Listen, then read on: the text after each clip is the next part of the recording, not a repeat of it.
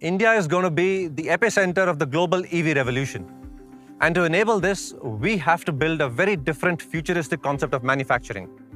Global scale, automation, world-class quality, and ultimately benefiting the local communities.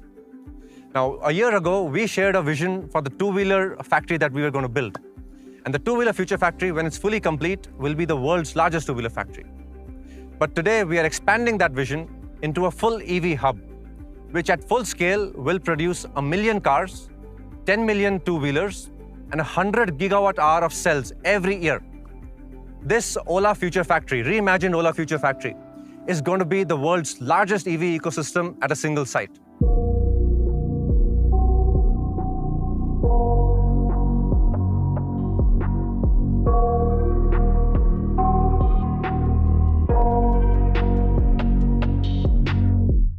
I got nightmares in my head, I fear that the thoughts build up until I can't hear, that my mind fills up into a creature, and it haunts me somewhere much deeper. Anxiety, filling up every space, no privacy. And silently, it could build and build until you finally see, whoa, it's taking over, damn no closure, moving closer. No exposure, I just wanna be a loner.